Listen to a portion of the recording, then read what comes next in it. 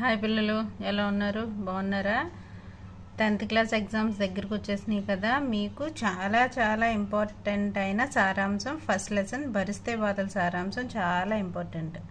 ఈ సారాంశం ఈ వీడియోలో చూద్దాం. మీకు ఫుల్ మార్క్స్ రావాలంటే ఎలా గుర్తుపెట్టుకోవాలి, ఎలా రాయాలో చెప్తాను. ఇక్కడ కవి పరిచయం చూడండి, చాలా స్పీడ్గా చెప్పేద్దాం. ఇక్కడ కవి పరిచయం: కవిత, కవి, జీవన్ కాల్, రచనయ, పురస్కార్, అన్య.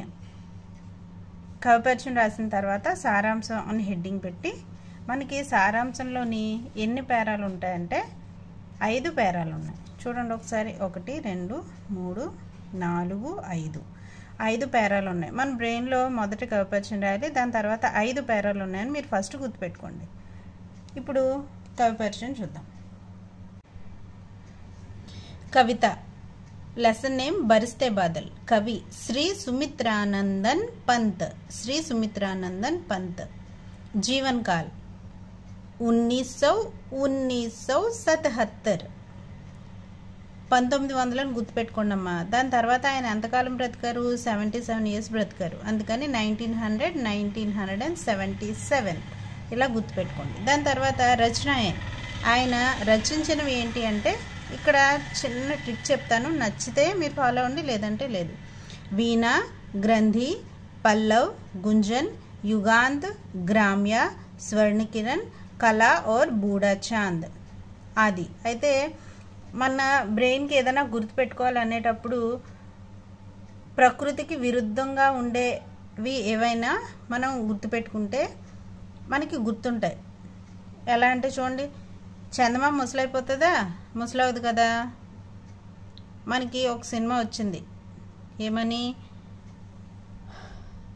స్వర్ణ కమలం అనే సినిమా వచ్చింది. ఇక్కడ ఏమిచ్చాడు? స్వర్ణ కిరణ్ అని ఇచ్చాడు. అంటే మీరు ఇంకోలా కూడా ఎలా గుర్తుపెట్టుకోవచ్చు అంటే, సూర్యుడి నుంచి వచ్చే కిరణాలు బంగారు కిరణాలని గుర్తుపెట్టుకోండి.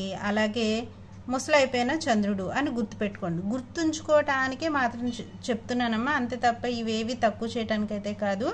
తర్వాత మనం ఒక పాట పాడేటప్పుడు ఆ పాటలో పల్లవి ఉంటుంది. అలాగే మ్యూజిక్ ఇన్స్ట్రుమెంట్ అని గుర్తుపెట్టుకోండి. వీణ, పల్లవ్ అలా గుర్తుపెట్టుకోండి అమ్మా. అంటే మనకి ఎన్నైనా 1 2 3 4 ఈ 4 వచ్చేసినాయి కదా. మిగిలింది యుగాంత్, అలాగే గ్రామ్య, గ్రంథి. ఈ 3 వేరేగా ఉన్నాయి. ఈ 3 గ్రంథి, యుగాంత్, గ్రామ్య. ఈ 2 గాథ ఉన్నాయి చూడండి, అలా గుర్తుపెట్టుకోండి. గాథ వచ్చేవి 2 ఉన్నాయి. యుగాంత్ అనే సినిమా కూడా వచ్చింది, అలా కూడా మీరు గుర్తుపెట్టుకోవచ్చు. ఎలా గుర్తుపెట్టుకున్నా సరే మనకి రచనలన్నీ చాలా ఇంపార్టెంట్. వీణా, గ్రంథి, పల్లవ్, గుంజన్, యుగాంత్, గ్రామ్య, స్వర్ణకిరణ్, కళా और బూడా చాంద్ ఆది ఇలా గుర్తుపెట్టేసుకోండి. దాని తర్వాత పురస్కారాలు. అయితే హిందీలోని అత్యున్నతమైన పురస్కారం ఏదైనా ఉంది అంటే అది జ్ఞానపీఠ్ అనమాట. అది ఈయనకి ఇచ్చారు. దేని గురించి ఇచ్చారు? చిదంబర అనే రచనకు గాను ఆయనకి జ్ఞానపీఠ్ పురస్కారం ఇచ్చారు. అలాగే హిందీ సాహిత్యానికి సంబంధించి ఎవరైనా ఎక్కువ సేవ చేస్తే వాళ్ళకి సాహిత్య అకాడమీ నుంచి చాలా అవార్డ్స్ ఇస్తారనమాట. సోవియత్ రూస్ అంటే సోవియట్ రష్యా అంటారు కదా, అక్కడి నుంచి కూడా ఇతనికి అవార్డ్స్ వచ్చినాయి అనమాట. గుర్తుపెట్టుకోండి. పురస్కార్ మనకి బిట్స్లో ఏమని అడుగుతారంటే, జ్ఞానపీఠ్ పురస్కార అతనికి ఏ రచనకు గాను వచ్చింది అంటే చిదంబర రచనకి ఆయనకి ఏ పురస్కారం వచ్చిందంటే జ్ఞానపీఠ్. ఇది చాలా ఇంపార్టెంట్ పాయింట్ అమ్మా. సాహిత్య అకాదమీ, సోవియత్ రూస్ ఈ రెండింటి నుంచి కూడా ఆయనకి చాలా పురస్కారాలు అయితే వచ్చాయి. అన్య. ఇంకా ఈయన గురించి ఏమైనా మిగిలిపోయిందంటే, ఇతన్ని ఛాయావాది కవి అంటారు, ప్రకృతి సుకుమార్ కవి అంటారు. ఛాయావాది కవి అంటారు, ప్రకృతి సుకుమార్ కవి అంటారు. అయితే మీరు ఇలా కూడా గుర్తుపెట్టుకోండి, కవి గారు ఏం చేస్తున్నారంట, ప్రకృతిలో కూర్చుని ఛాయ్ తాగుతున్నారట. అయితే ఇక్కడ ఛా అనేది మహాప్రాణం ఉంది. నేను మామూలు ఛాయ్ అని చెప్తున్నాను. ఛాయ్ అంటే టీ కదా, దానికి మామూలు ఛా వస్తుంది, అంటే మొదటి ఛా వస్తుంది అనమాట. సరే, ఇప్పుడు మీరు ఎలా గుర్తుపెట్టుకోవాలి అంటే, ప్రకృతిలో కూర్చుని కవి గారు ఛాయ్ తాగుతున్నారని గుర్తుపెట్టుకోండి. అన్ని అంటే ఏంటి? ఛాయావాది కవి, ప్రకృతి సుకుమార్ కవి అని గుర్తుపెట్టుకోండి. కవి గారిని వాళ్ళ అమ్మ ఎలా చూసేదంట? చాలా సుకుమారంగా చూసుకునేదట. అలా కూడా గుర్తుపెట్టుకోవచ్చు. ఛాయావాది కవి, ప్రకృతి, సుకుమార్ కవి. నేను ఇంతలా ఎందుకు చెప్తున్నానంటే ఇది కవి పరిచయం కూడా మీకు ఇంపార్టెంటే, అందుకని మీకు ఇలా చెప్తున్నాను. సారాంశం 5 పేరాల్లో ఉంటుందని చెప్పాను కదమ్మా. ఫస్ట్ దాంట్లో అసలు ఈ కవిత దేని గురించి రాయబడింది అని మొదటి పేర, తర్వాత ఏమో ఈ ఋతువు ఎలా ఉండబోతుంది అనేది రెండోది, మూడో దాంట్లోనేమో మొత్తం మనకి ఏ కవిత అయితే ఉందో ఆ కవితలోని చెప్పిన విషయాలు, దాని తర్వాత వాన వచ్చేటప్పుడు, శ్రావణ మాసంలో వాన వచ్చేటప్పుడు మనం ఎలా ఆలోచిస్తాం, దాని తర్వాతది శ్రావణ మాసంలో మేఘాల నుంచి వర్షం పడేటప్పుడు మన కవిగారి ఆలోచనలు ఎలా ఉన్నాయి అనేది ఇక్కడ 5 పేరాలుగా చెప్పారు. నేను చాలా స్పీడ్గా చెప్పేస్తానమ్మా, గుర్తుపెట్టుకోండి. सारांश बरसते बादल कविता पंत जी की प्रकृति वर्णन का सजीव प्रतीक है। इसमें वर्षा ऋतु का सुंदर चित्रण किया गया है। ఈ బరిసే బాదల్ అనే కవిత ప్రకృతి గురించి సజీవ వర్ణంగా కవి వివరించడం జరిగింది. అయితే ఈ కవితలోని వర్షా ఋతువు గురించి చాలా అందంగా మనకి చిత్రీకరించి చూపించారన్నమాట కవి తన మాటల్లో. తర్వాత చూడండి, వర్షా ఋతు హమేషా సే సబ్కి ప్రియ ఋతు రహీ హే. వర్షా ఋతు అనేది అందరికీ ప్రియమైన ఋతువుగా ఉంది. सावन का महीना सुंदर और मन भावन होता है। सावन की वर्षा सबका मन मोहिती है. అయితే శ్రావణ మాసంలో ఎలా ఉంటుందంట, ఆ నెలంతా మనకి చాలా అందంగా మనసులోని ఆలోచనలు మేల్కొనే విధంగా ఉంటుందంట. అలాగే శ్రావణ మాసంలో వచ్చే వాన అందరి మనసుని మోహింపజేస్తుంది అని చెప్తున్నారు. దాని తర్వాత చూడండి, శ్రావణ మాసకే మేఘ జంజం బరిస్తే హే. శ్రావణ మాసంలో వచ్చే మేఘాలు జంజం అని సౌండ్ చేసుకుంటూ కురుస్తాయి అన్నమాట. బరసన అంటే కురవడం. తర్వాత వర్షాకి బూందే పేడో సే ఛన్కర్ ధరతీ పర్ గిర్తీ హే. అయితే చెట్ల మీద నుంచి పడే వర్షపు చినుకులు ఛన్ అని సౌండ్ చేసుకుంటూ కింద భూమి మీద పడతాయి. దాని తర్వాత బిజిలీ చంచం చమక్తీ హే.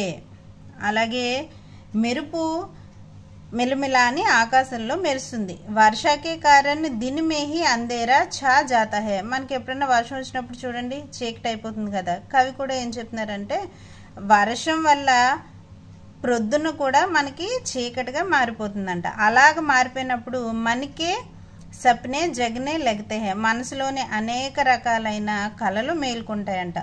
వర్ష హోనే పర్, వర్షం పడేటప్పుడు మేండక్ టర్ టర్ ఆవాజ్ కర్తే హే. మేండక్ అంటే కప్ప, టర్ టర్ అని సౌండ్ చేస్తుందంట. జీంగూర్, జీంగూర్ అంటే ఏంటంటే కీచరా అంటారు కదా, అది కీచరా ఎలా సౌండ్ చేస్తుందంట, ఝంఝన్ అని సౌండ్ చేస్తుంది అనమాట. ఆవాజ్ అంటే సౌండ్. దాని తర్వాత మోర్ మ్యావ్ మ్యావ్ और చాతక్ పక్షి పీవు పీవు ఆవాజ్ కర్తే హే. అయితే మోర్ అంటే నెమలి, నెమలేమో మ్యావ్ మ్యావ్ అంటదంట, చాతక్ పక్షి ఏమో పీవు పీవు సౌండ్ చేస్తుందంట. సోన్ బాలక్, సోన్ బాలక్ అంటే జలపక్షులు ఖుషీసే రోదన్ కర్తే హే. రోదన్ అంటే నిజానికి ఏడవడం, కానీ గట్టిగా అరవటాన్ని కవి ఇక్కడ రోదన్గా వర్ణించారనమాట. జలపక్షులు సంతోషంతో గట్టిగా అరుస్తూ ఉంటాయంట. ఆకాశమే మేఘ గుమ్మడితే గర్జతే హే. ఆకాశంలోని మేఘాలు అలాగ తిరుగుతూ తిరుగుతూ పెద్ద పెద్ద సౌండ్లు చేస్తా గర్జిస్తూ ఉంటాయంట మేఘాలు వాన వచ్చేటప్పుడు. ఆ తర్వాత వర్షం వచ్చేటప్పుడు ఏం జరుగుతుందో చూడండి, కవి ఏమని చెప్పారంటే रिमझिम बरसने वाली बूंदों के स्वर से भीतर की भावनाएं जगती है. रिमझिम रिमझिम అని సౌండ్ చేసుకుంటా చినుకులు పడేటప్పుడు మన మనసులో ఉన్న ఆలోచనలన్నీ మేల్కొంటాయంట. కొత్త కొత్త ఆలోచనలన్నీ వస్తాయంట. ఉన్కే చూతే హీ శరీర్ కే రోమ్ సిహర్ ఉట్తే హే. వాన చినుకుల్లో మనం చేయి పెట్టినప్పుడు మన ఒళ్ళంతా పులకరిస్తుంది, రోమాలు నిక్కుబొడుచుకుంటాయంట. मन आनंदित होता है. మనసు ఆనందంతో నిండిపోతుంది. ధరతీ పర్ పానీ కి ధారాయే బహతీ హే. అయితే ఎక్కువ వాన వచ్చేటప్పుడు రోడ్డు మీద చూడండి అదేదో నదిలాగా వాటర్ ప్రవహించేస్తుంది కదా, అలాగా ధారలాగా ప్రవహిస్తుందంట భూమి మీద వర్షపు నీరు. మిట్టీకే కణ్ కణ్ మే కోమల్ అంకుర్ ఫూట్తే హై, అలాగా చినుకులు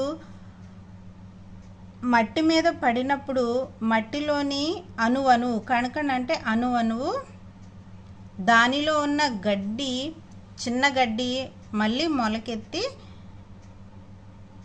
అంకుర్ అంటే చిన్న చిన్న మొలకలు అన్నమాట, చిన్న చిన్న మొలకలు వచ్చి అది కూడా సంతోషపడుతుంది.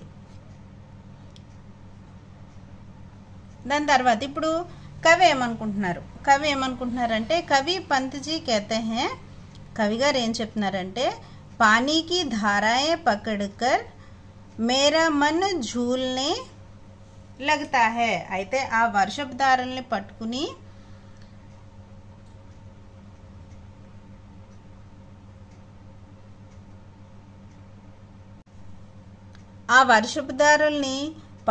తన మనసంతా ఊగిపోతున్నట్టు ఆయన ఫీల్ అవుతున్నారంట. పానీకి ధారాయే పకడ్కర్ మేరా మన్ జూల్నే లగ్తా హై, ఆ వర్షపు ధారలు పట్టుకుని నా మనసే ఊగిపోతున్నట్టు ఆయన ఫీల్ అవుతున్నారంట. ఆప్ సబ్ ముజే గేర్ కర్ సావన్ కే గీత్ గాయే, రండి మీరందరూ వచ్చేయండి, నాతో పాటు వచ్చేసి మనం చెయ్య పట్టుకుని ఈ శ్రావణ మాసం యొక్క పాట పాడదాము అని చెప్తున్నారు ఆయన. హమ్ సబ్ ఇంద్రధనుష్కే జూలేమే జూల్నే కా ఆనంద్ లేంగే, రండి మనందరం ఇంద్రధనుసు వస్తుంది కదా, ఆ ఇంద్రధనుసుని మనం ఉయ్యాలాగా చేసుకుని మనందరం హ్యాపీగా ఉయ్యాలు ఊగుదామని కవి చెప్తున్నారు.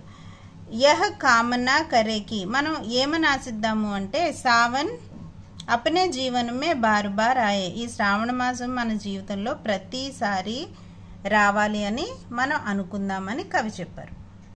ఇంకా లాస్ట్ విశేషతాయే, ఈ కవిత యొక్క గొప్ప విషయాలు ఏంటి అంటే సావన్ కా సజీవ్ చిత్రణ్, శ్రావణ మాసం గురించి మనం చూస్తున్నట్టుగా సజీవంగా మనకి చూపించారు. ఆ తర్వాత ప్రకృతికే ప్రతి ప్రేమ ఉత్పన్న కర్ణ, మనం అందరం ప్రకృతిని ప్రేమించేలాగా, ప్రకృతి మీద ప్రేమ పెరిగేలాగా కవి ఈ రచన రాశారు. ఆ తర్వాత సౌందర్య బోధ్ కరానా, అంటే మనలోని ఏదన్నా వాతావరణం చూసినప్పుడు మనం అందంగా వర్ణించడం, అందంగా చెప్పటం అనేది ఎలాగని ఈ కవిత ద్వారా మనకు తెలిసింది. అర్థమైంది కదా పిల్లలు? మీకు నచ్చితే నేను చెప్పిన టిప్స్ పెట్టుకుని గుర్తుపెట్టుకోండి. ఈ కవి పరిచయం చాలా చాలా ఇంపార్టెంట్ అమ్మా, బాగా చదువుకోండి, ఎగ్జామ్లు దగ్గరికి వచ్చేస్తున్నాయి, అందుకని బాగా చదువుకోండి. ఆల్ ది బెస్ట్ తల్లి. Thanks for watching.